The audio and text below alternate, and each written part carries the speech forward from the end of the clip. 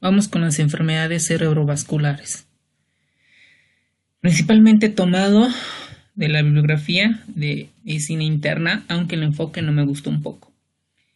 Es un tema un poco difícil porque desde el punto de vista semiológico, porque este libro nos un poco dificulta por la semiología neurológica, principalmente en la circulación cerebral.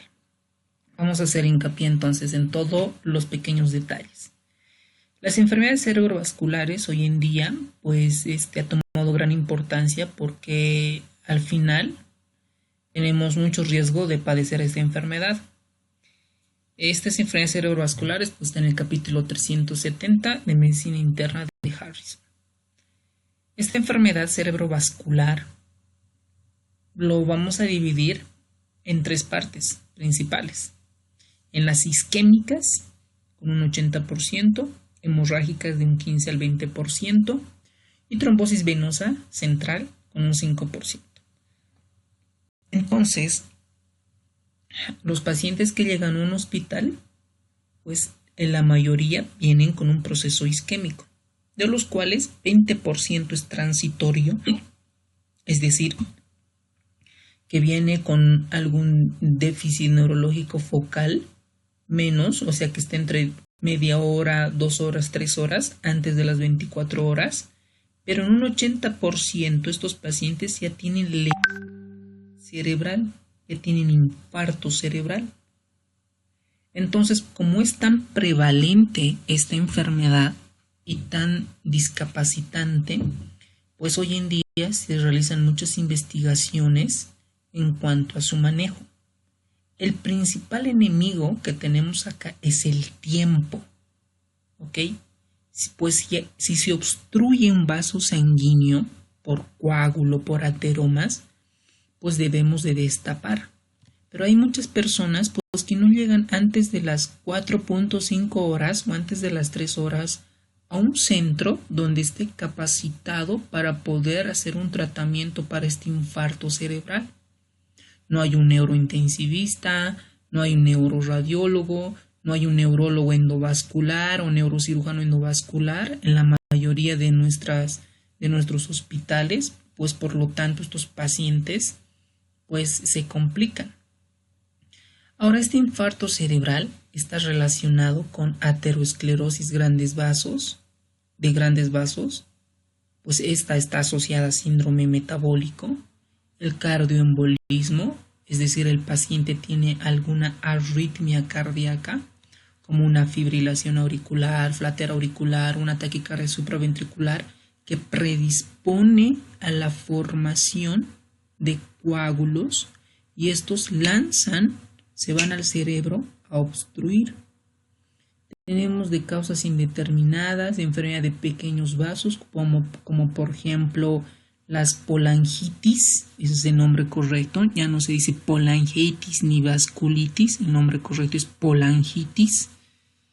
Y pues también tenemos enfermedad cerebrovascular hemorrágico, que puede ser en un 10 al 15% hemorragia intracerebral, es decir, acá, intraparenquimatosa, o una hemorragia subaracnoidea. Pues recuerden ustedes que al cerebro tenemos las meninges, ¿no? La dura madre, la pilla madre, la aracnoides, y pues debajo del aracnoides tenemos el espacio subaracnoideo, donde ahí circula líquido cefalorraquídeo. Por causas de una malformación arteriovenosa o fístulas o algún trauma, pues también se asocia a hemorragia subaracnoidea. Esto ya hemos mencionado que son isquémicos, hemorrágicos, anomalías vasculares, aneurismas, malformaciones arteriovenosas. Y aquí pues debemos ver que cuando un tejido cerebral se lesiona, pues tenemos muy poco tiempo para rescatar ese tejido. Por ejemplo, el accidente isquémico transitorio, se dice transitorio, por definición debe durar o debe de resolverse antes de las 24 horas. Normalmente, frecuentemente, se resuelve entre la media hora y las 2 horas. Eso es un accidente isquémico transitorio. Pero cuando este tejido cerebral se muere porque no recibe sangre, porque la sangre lleva oxígeno, glucosa, muchos otros componentes para alimentar al cerebro, a las neuronas, y no recibe, pues, y si es el compromiso es muy grande, llega a una entidad que se denomina encefalopatía hipóxica isquémica. ¿Ok? Entonces aquí el libro, pues una vez que describe un poco, nos da el algoritmo del tratamiento. Pues el algoritmo, primero el paciente tiene que tener un déficit neurológico, vamos a ver posteriormente. Es decir, hemiparesia, hemiplegia, es decir, que la mitad de su cuerpo no puede mover o mueve parcialmente, eso es hemiparesia. O de repente no puede mover completamente, no mueve nada, eso es hemiplegia. O no puede hablar o tiene dificultad para articular palabras, eso es disartria. O no puede hablar nada, es un tipo de afasia, será motor, será de percepción, ya lo evaluaremos. Entonces, con estas características clínicas que venga, pues nosotros debemos sospechar de un evento, miren, escuchen bien, evento vasculocerebral, ¿ok? Eso es el nombre correcto. Ya no, muchos artículos ya no mencionan apoplejia, stroke, ictus, nada. El nombre correcto es enfermedad o evento vasculo, porque se afecta primero el vaso, evento vasculocerebral, porque son vasos sanguíneos del cerebro, tanto isquémico o hemorrágico, ¿ok? La mayoría de estos pacientes vienen con anosognosia, ¿ok? Porque los pacientes no siempre se dan cuenta de su padecimiento. ¿Quién va a pensar que si me paraliza mi cuerpo, voy a pensar, debo tener un stroke o un evento vasculocerebral tipo hemorrágico? Nada, ¿no? A no ser que el paciente sea médico, sea enfermero o sea algún tipo personal de salud. Pero la mayoría de nuestra población, si tú le preguntas qué pasa si la mitad de tu cuerpo se paraliza, no puedes mover, ¿qué tienes? Pues la mayoría no nos van a contestar, ¿ok?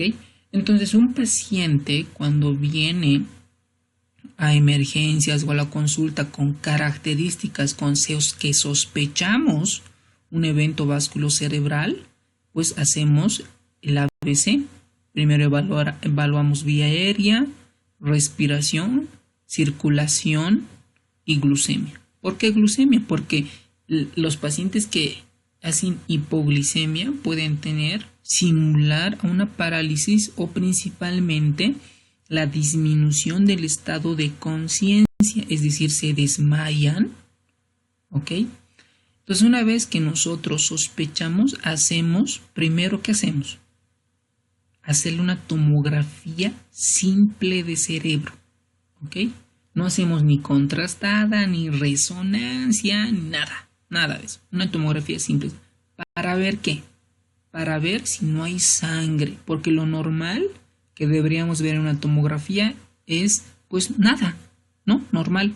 Entonces, si tiene clínica, podemos decir que es un isquémico en un 85%. Entonces, si yo digo el paciente tiene un déficit neurológico focal, tiene tomografía normal, lo más probable es que tenga un evento vasculocerebral isquémico o apoplejia. Para eso, ¿qué debo hacer? Evaluar el tiempo. Si viene a las 2 horas, pues ya debo de pensar hacer rápido los exámenes complementarios y trombolizarlo, ¿ok? Es decir, destapar ese coágulo en el vaso sanguíneo. La mayoría de nuestros pacientes, lamentablemente, pues no llegan antes de las 4 o 5 horas, llegan a las 6, 8 horas y demás, pues ya tienen un mal pronóstico. Si el paciente no es candidato para una trombólisis, que vamos a ver ahora, pues es candidato, podría ser para tromboectomía. tanto por vía cateterismo y demás. Y posteriormente definimos la causa. ¿Por qué ha sido este ictus? Por otras entidades como aterosclerosis y tratar la causa con un 64% o un 17% la fibrilación auricular si tenía alguna arritmia cardíaca, para eso voy a usar anticoagulantes, o si tiene alguna enfermedad carotidia, ¿ok? Y si mi tomografía me muestra datos, por ejemplo, de hemorragia, que tiene una zona blanquita en el cerebro, pues lo que voy a hacer es disminuir la presión arterial y voy a ver por qué ha sangrado. Por hipertensión, por anticoagulación, porque tiene una malformación arteriovenosa. Voy a definir la causa. ¿Para qué? ¿Por qué defino la causa? Para hacer un tratamiento. ¿Ok? Por ejemplo, ¿qué pasa si fue un sangrado aneurismático? Yo no me voy a quedar allí. Tengo que hacer un tratamiento, llamar al neurólogo endovascular o al neuroradiólogo o al que esté capacitado para que le ponga un clip, ¿no? Que haga un clipaje de ese aneurisma. Y si es de causa hipertensiva, pues yo pensaré en bajar la presión arterial y controlar el sangrado. Esto de pensar en cirugía, esto está muy controvertido hoy en día. Vamos a ver posteriormente. Y otras entidades, pues ya vemos la causa. Entonces, yo para entender, por ejemplo, el cerebro, debo saber cosas básicas, ¿no? Por ejemplo, de saber que el cerebro, la masa cerebral, pesa 1200 gramos o hasta 1500 gramos o 1.5 kilogramos, que es su equivalente. Y que del gasto cardíaco, es decir, de esos 5 litros que lanza en un minuto, el 15 al 25%, es decir, casi la cuarta parte, más de la cuarta parte, necesita el cerebro. ¿Por qué? Porque el cerebro es uno de los órganos que trabaja constantemente y más a comparación de otros órganos, ¿no? Entonces debemos saber esto principalmente. Y esto el libro no menciona. El flujo sanguíneo cerebral es de 40 a 50 ml por cada 100 gramos de tejido cerebral en un minuto. ¿Por qué? Porque si yo tengo 30, 20, 15, 5, ya voy a pensar en una disminución del flujo sanguíneo cerebral que me esté llevando a una isquemia o un infarto de cerebro. Ojo con esto, 40 y 50 ml por cada 100. El cerebro, por ejemplo, en las neuronitas no hay glucógeno. Ustedes recuerden que el glucógeno es la glucosa almacenada dentro, o sea, es la glucosa almacenada, ¿no? Eso es el glucógeno. Y cuando el glucógeno se parte en pedacitos, lanza glucosas o se convierte en glucosa, ¿no? Entonces, entre 3 a 5 minutos, cuando no recibe sangre, el tejido cerebral, se van consumiendo el azúcar y el ATP.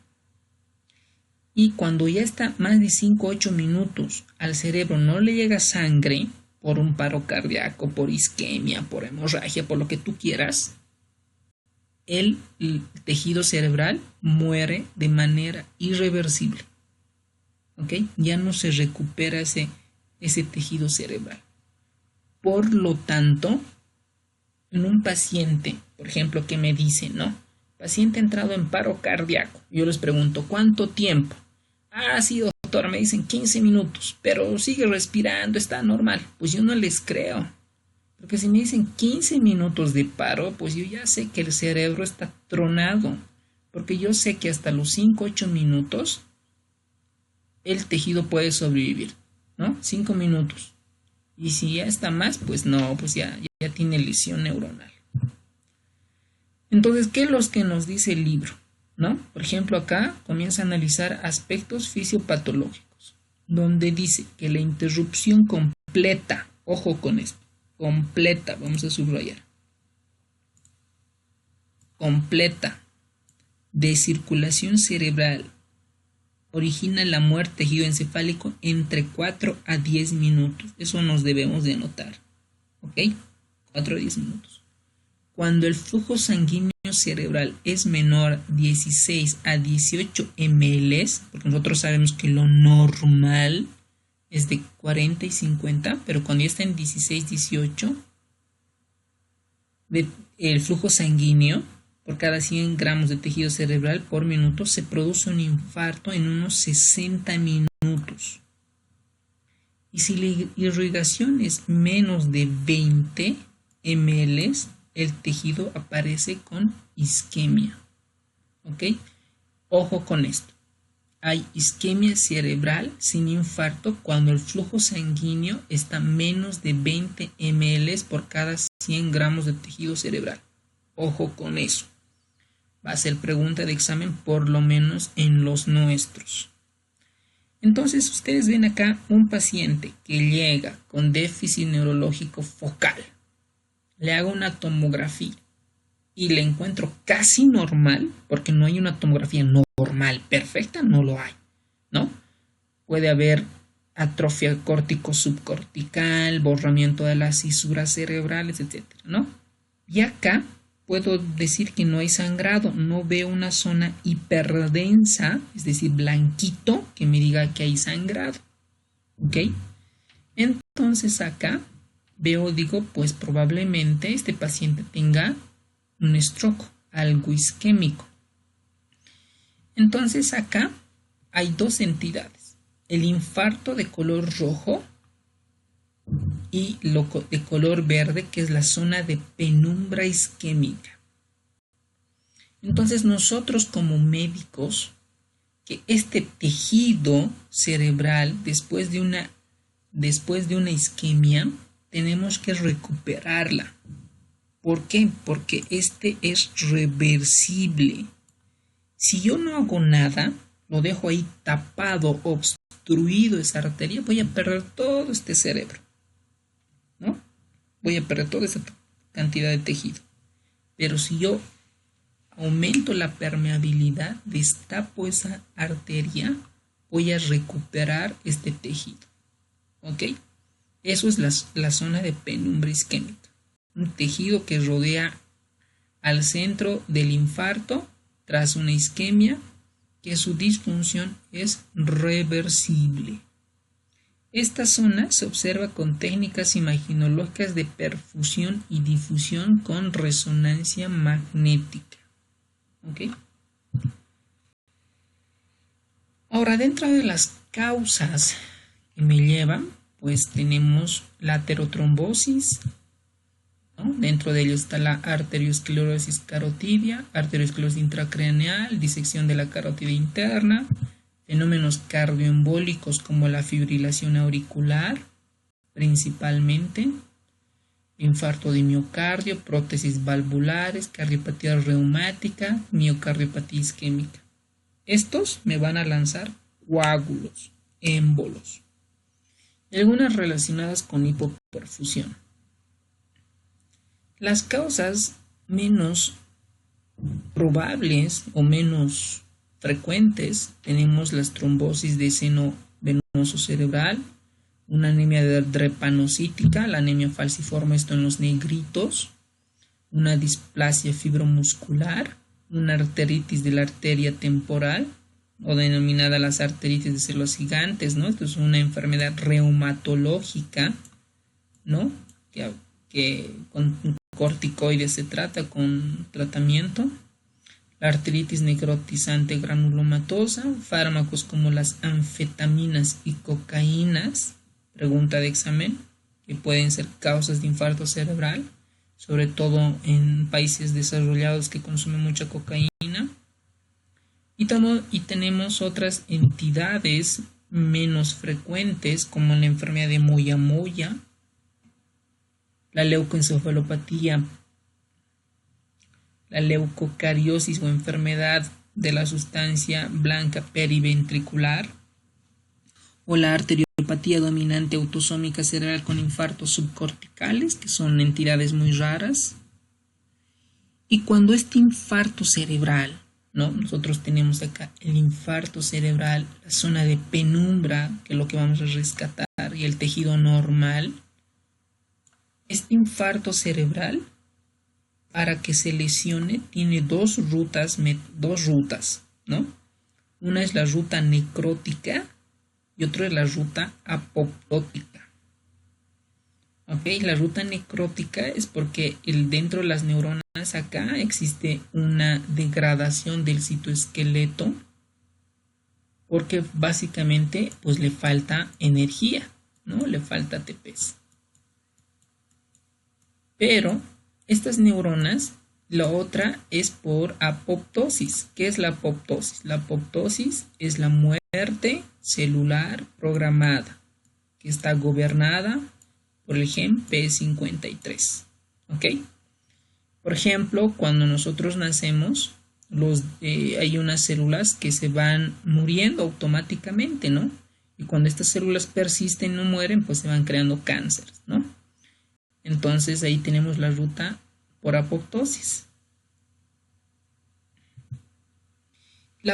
Por ejemplo, cuando esta zona penumbra, la penumbra, por ejemplo, debemos de cuidarla y hay cosas que nosotros llamamos neuroprotección. Yo a este cerebro lo voy a proteger. ¿Para qué? Para que no aumente la zona del infarto, ¿no? Para que no aumente la zona de la isquemia.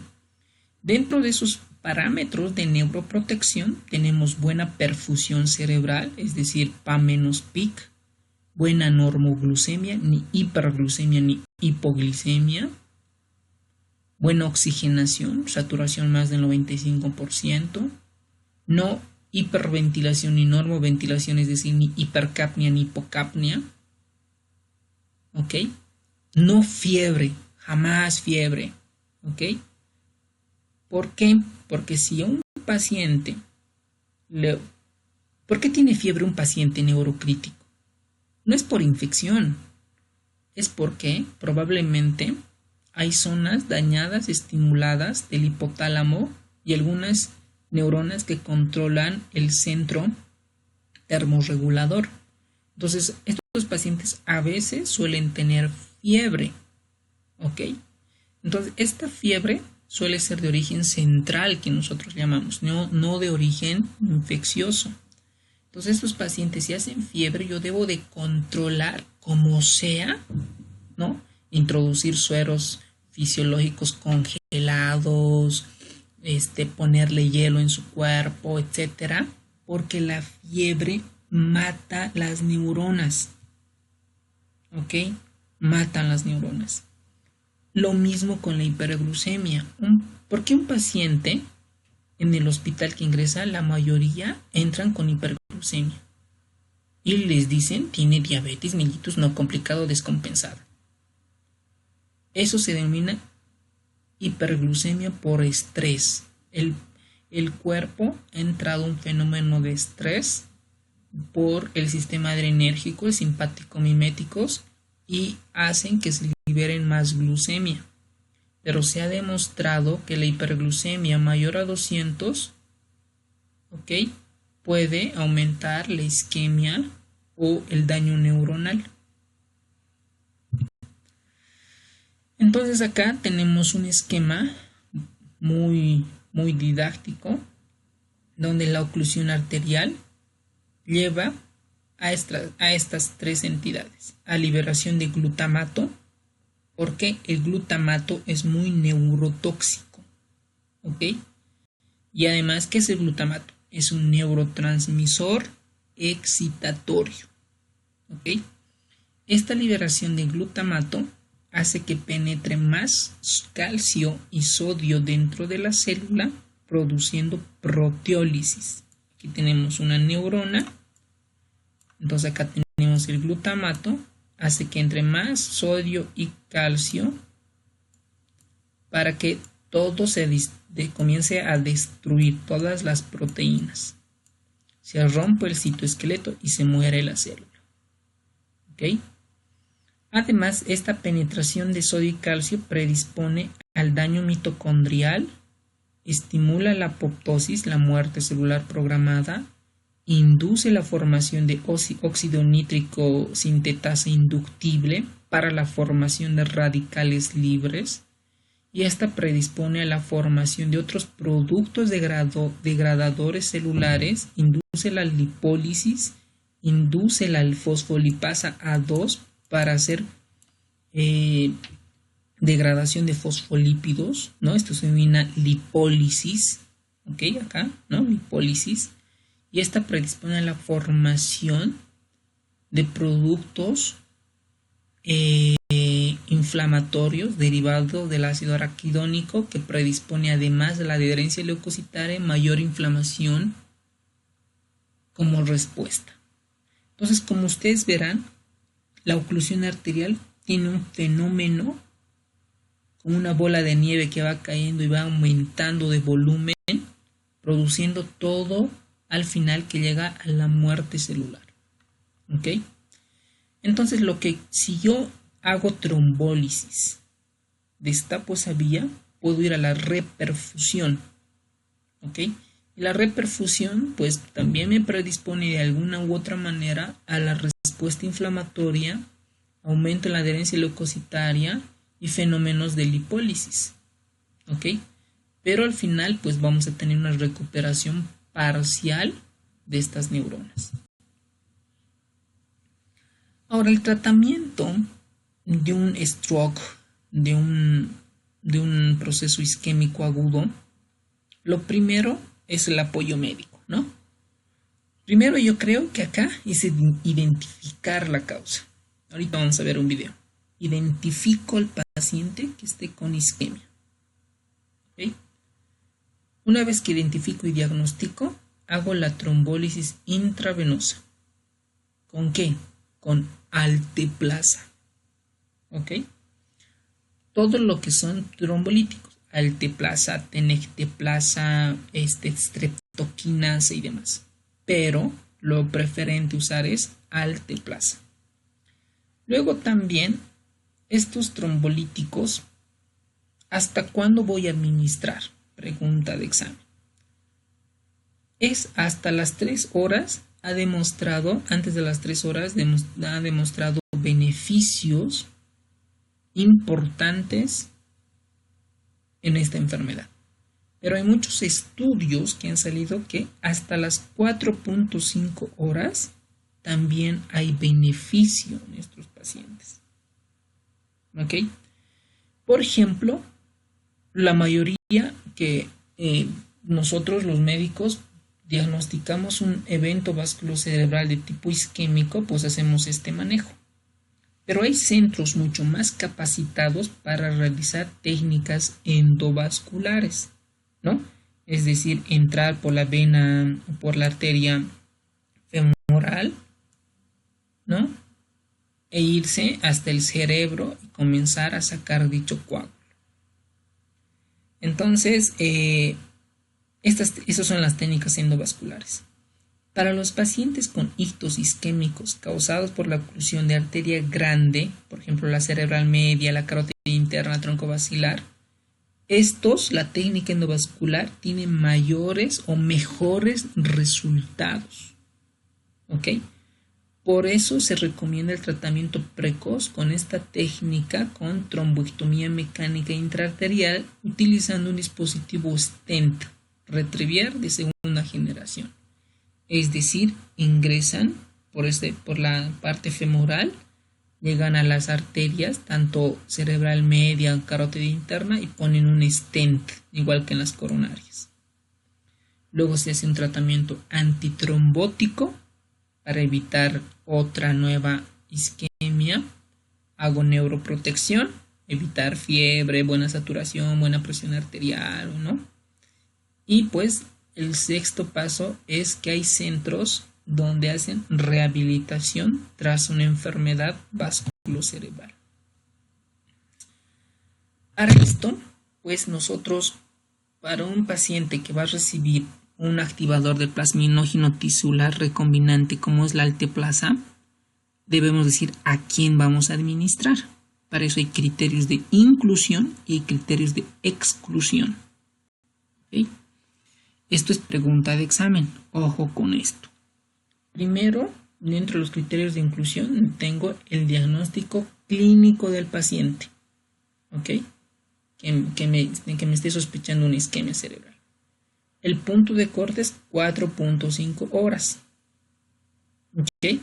Si no se conoce el momento exacto del inicio del accidente cerebrovascular, se define la última vez que sabía que el paciente era normal y una edad mayor a 18 años.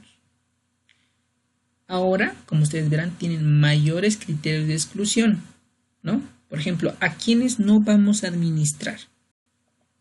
A pacientes que hayan tenido traumatismo craneal en los últimos 3 meses previos.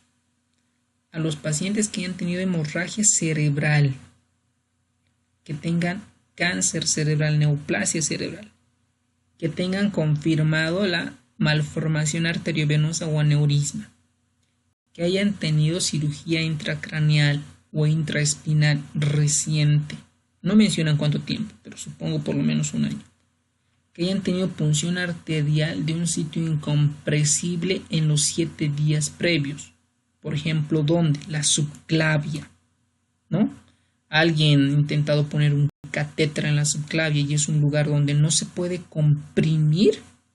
También es un criterio de exclusión o contraindicación. Ahora, ¿qué otros datos clínicos? Pacientes, si estoy sospechando una hemorragia subaracnoidea, ¿no? Si el paciente ve una tomografía que me hace sospechar una hemorragia subaracnoidea, pues no voy a administrar. Aquellos pacientes que tengan una presión arterial sistólica más de 185 o la diastólica más de 110 también es contraindicación. Hipoglicemia menos de 50, hemorragia interna activa, ¿no? Por ejemplo, un HDA, ¿no? Que el paciente además ha tenido un sangrado del tracto digestivo, que hayan tenido diátesis hemorrágica aguda, ¿no? Sobre todo aquellas personas que tengan trastornos en la coagulación. Como ustedes verán, tengo más criterios de contraindicación que de indicación. Aquí tengo contraindicación hematológicas, recuento de plaquetas menos de 100.000, un INR más de 1.7 o un tiempo de protrombina mayor a 15 segundos, el uso de heparina dentro de las 48 horas o un tiempo de tromboplastina tisular activado elevado, o el uso actual de un inhibidor de la trombina o como un factor 10 activado o con evidencia de un efecto anticoagulante con pruebas de laboratorio como cualquiera de estos que me digan que está elevado. En la tomografía cerebral, que me tenga hemorragia cerebral y regiones extensas de hipodensidad consistentes de una lesión irreversible. Como ustedes verán, tengo contraindicación absoluta más que una indicación.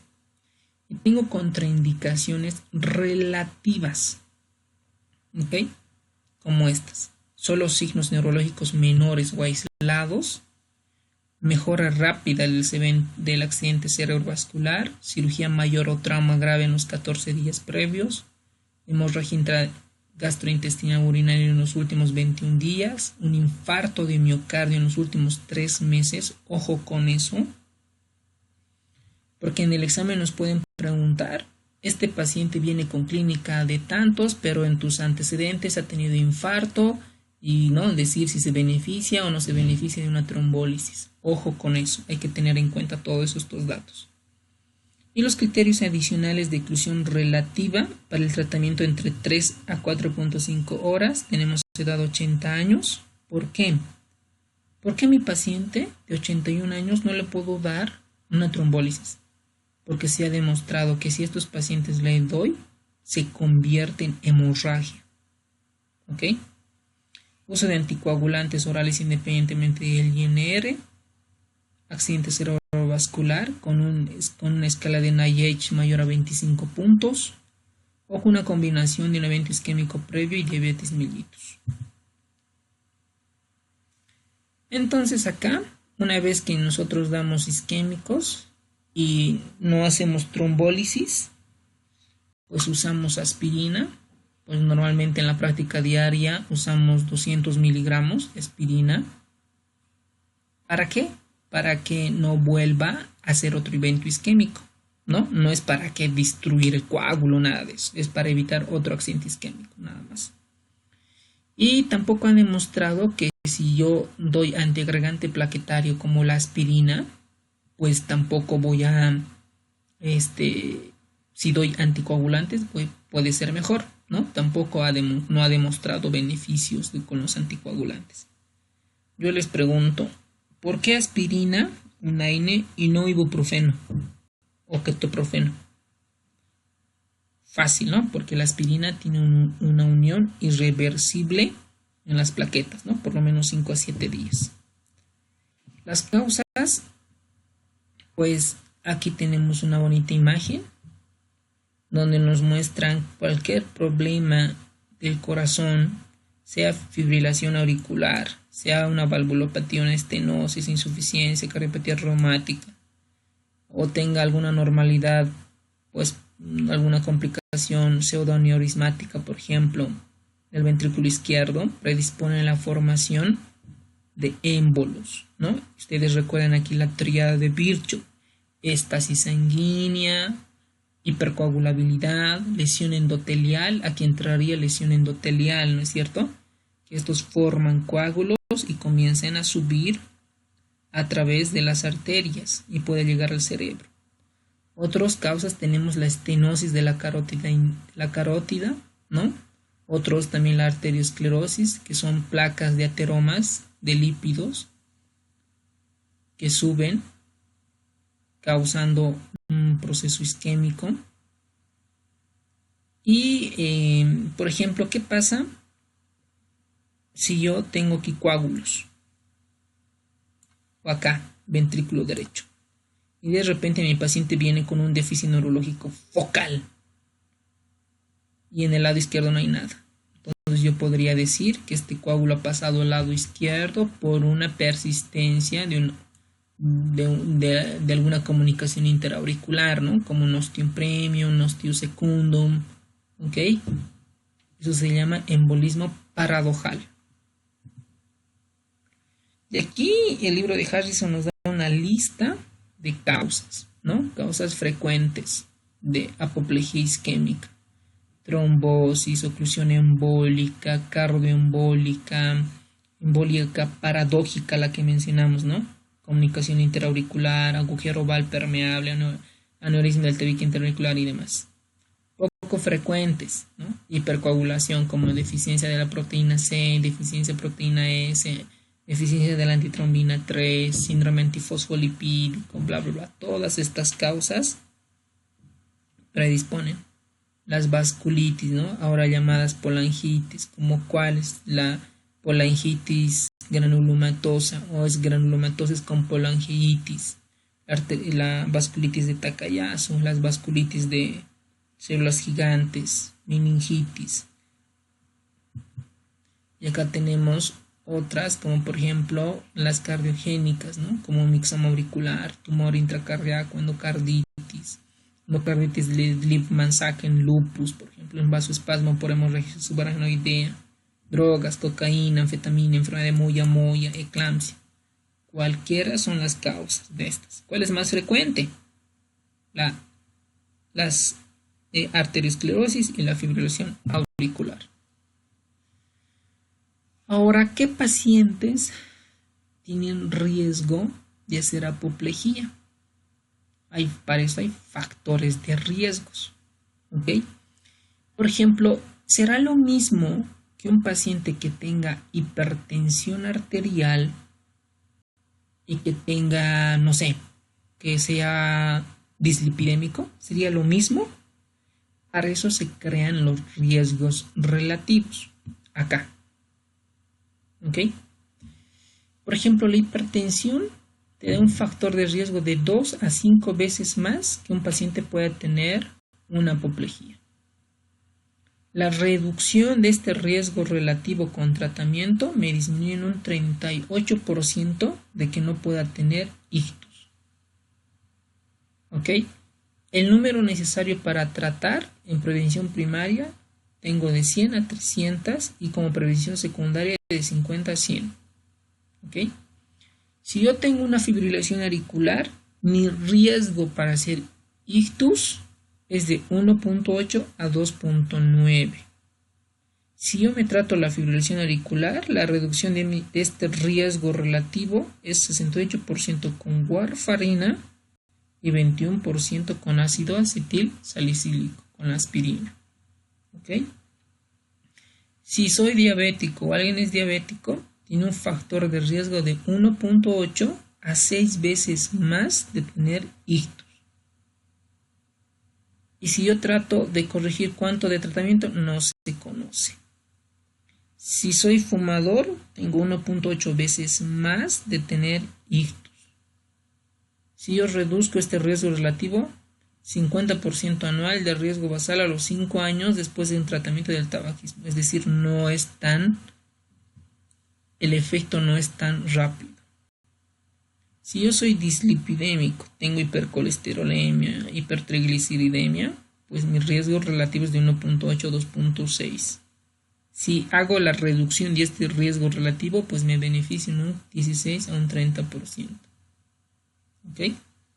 Luego tenemos otros factores de riesgo, como por ejemplo la estenosis de carótida sintomática o estenosis sintomática de la carótida. La isquemia cerebral transitoria, por definición, es de menos de 24 horas, ¿no?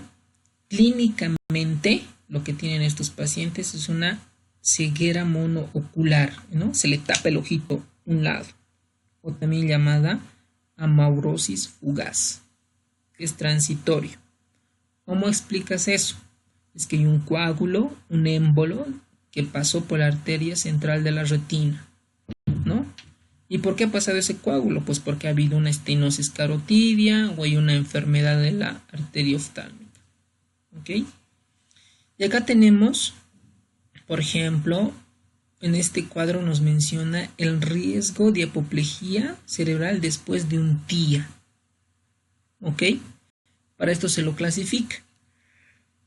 O tenemos parámetros 1, 2, 3, 4, 5 parámetros. Si yo soy más de 60 años, un punto. Si tengo mi presión elevada, otro punto. Si tengo debilidad unilateral, 2 puntos. Si tengo trastorno del habla, 1 punto. Duración más de 60 minutos, 2 puntos. Menos de 1 hora, 1 punto. Si tengo diabetes, otro punto. Entonces voy sumando cuántos puntos he tenido. ¿Ok? Entonces digo, por ejemplo, si tengo 4 puntos, la tasa, mi riesgo para sufrir apoplejía isquémica a los 3 meses es de un 8%. ¿Ok? Y el tratamiento en un accidente isquémico transitorio es aspirina. ¿Para qué? Para que no vuelva a suceder. ¿Ok?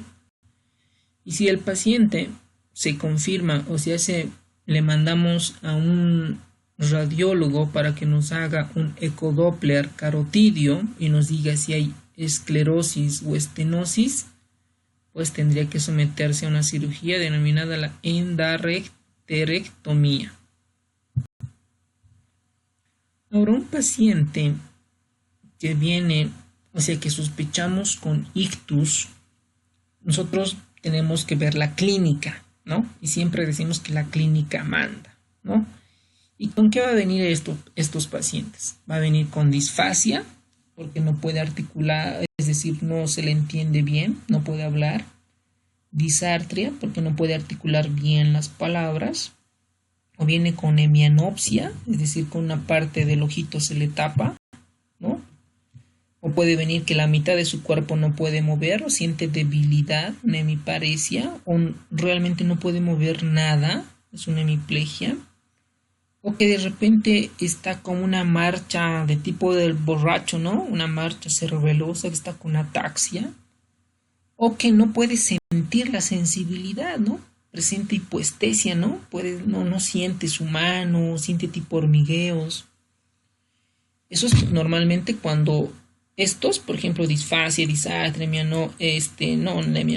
hemiparesia y la hipoestesia son cuando se afectan el lóbulo frontal, el lóbulo parietal, ¿no?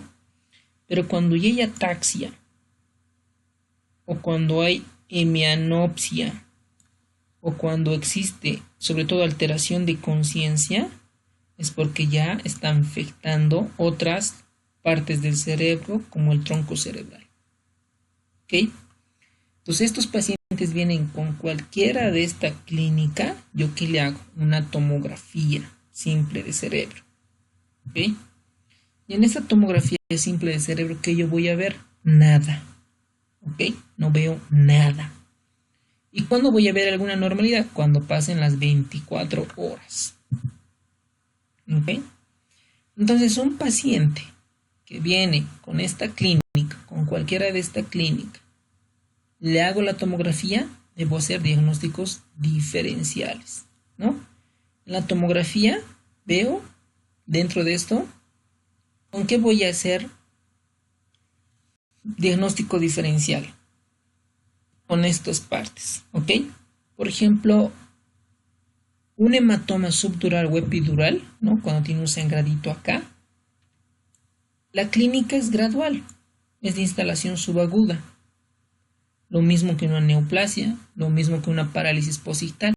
En la parálisis posictal, pues vamos a decir que el paciente tenía convulsiones, ¿no? Tenía convulsiones y de repente o tenía una crisis parcial, una crisis compleja, y pues de repente su brazo no la puede mover. Es una parálisis posictal. También la hipoglucemia puede darnos un déficit neurológico focal transitorio. La migraña también. Y los trastornos conversivos, ¿no? Alguien que esté simulando que tenga esta clínica. Entonces, dentro de los síndromes cerebrovasculares tenemos esto, ¿no? El infarto de un vaso dentro de una circulación anterior, infarto del vaso grande de la circulación posterior, infartos de vasos pequeños, ¿ok? 3 grandes. Entonces, esto vamos a dividir poco a poco y vamos a ver en la segunda videoclase.